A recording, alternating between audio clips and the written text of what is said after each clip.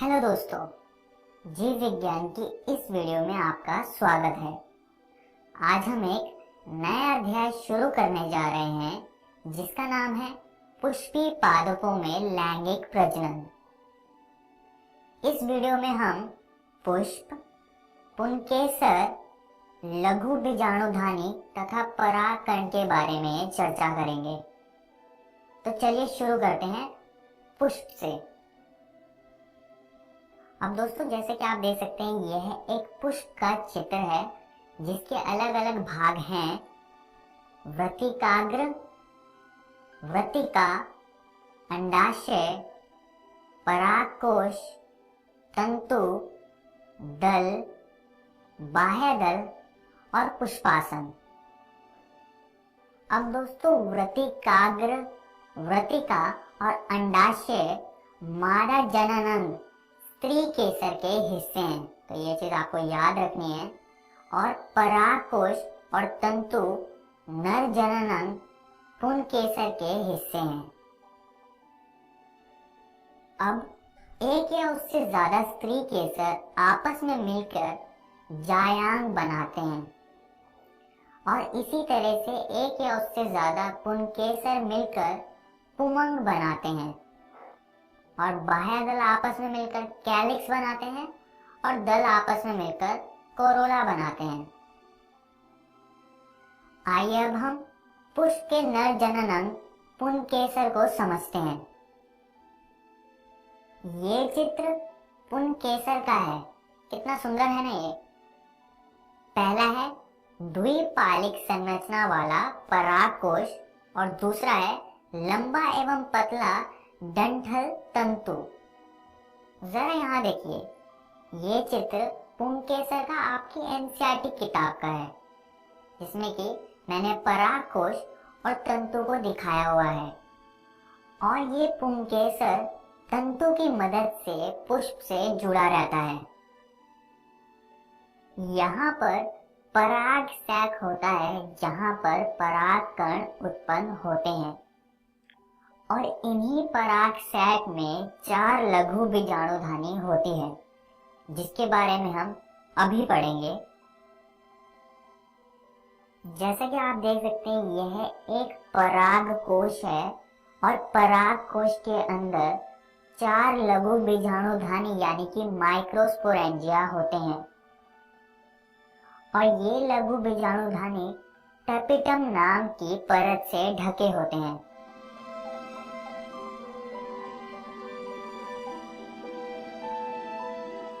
इन लघु बीजाणुधानी के अंदर लघु बीजाणु मात्र कोशिकाएं होती हैं और इन कोशिकाओं की भित्ति कैलोस नाम की परत से बदल जाती है। अब लघु बीजाणु मात्र कोशिका में मियोसिस से विभाजन होने लगते हैं जिसके परिणाम स्वरूप 4 लघु बीजाणु बनते हैं जिन्हें हम लघु बीजाणु चतुष्टय या चतुष्क कहते हैं। बाद में कैलोस की परत हट जाती है और स्पोरोपोलिन की परत इनके ऊपर आ जाती है। टपिटम परत भी अतिरिक्त स्पोरोपोलिन उत्पन्न करने लगती है और ये अतिरिक्त स्पोरोपोलिन लघु बीजाणु के ऊपर आने लगती है।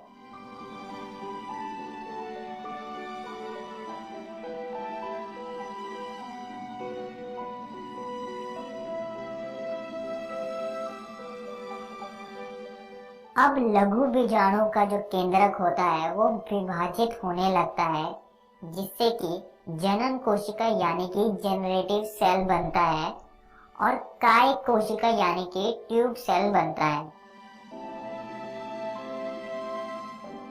और इसी को हम परागकण कहते हैं। और ये परागकण बाद में एक रेस्टिंग स्टेज में जाने लगता है।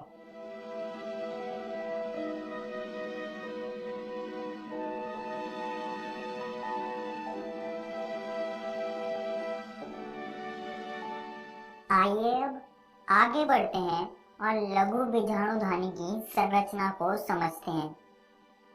अब इनमें 4 भित्ति परतें होती हैं जो कि हैं अंतस्त्वचा यानी कि एपिडर्मिस, अंतःस्थीशियम यानी कि एंडोथीशियम और मध्य परत यानी कि मिडल लेयर। ये तीनों परतें संरक्षण प्रक्रिया का कार्य करती है तथा पराग कोश को फूटने में मदद करती है। इसकी आंतरिक परत को टेपिटम कहते हैं जो कि विकासशील पराग कणों को पोषण देती है।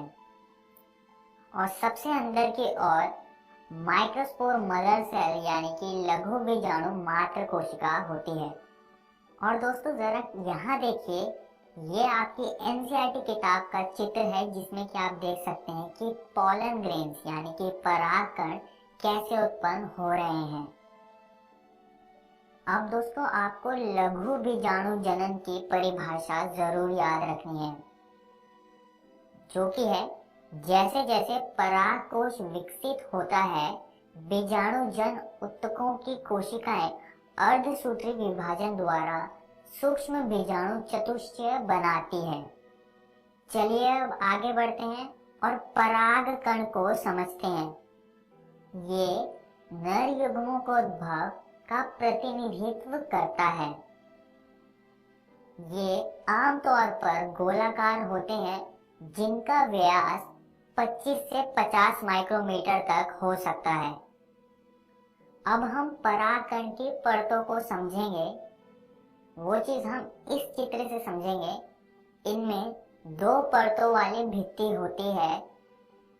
बाहरी बाह्य चोल होती है जो कि स्पोरोपोलिन से बनी होती है और आंतरिक भित्ति अंतः चोल होती है जो कि सेल्यूलोज तथा पैक्टिन से बनी होती है। और दोस्तों परागकण के बाह्य चोल में रंध्र होते हैं जिन्हें हम जनन छिद्र कहते हैं।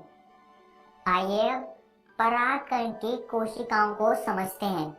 इनमें 2 कोशिकाएं होती है, कायिक कोशिका यानी कि वेजिटेटिव सेल और जनरेटिव सेल यानी कि जनन कोशिका। अब हम इनको समझेंगे। कायिक कोशिका बड़ी होती है जिसमें कि प्रचुर खाद्य भंडार होता है। एक विशाल अनियमित आकृति का केंद्रक भी होता है।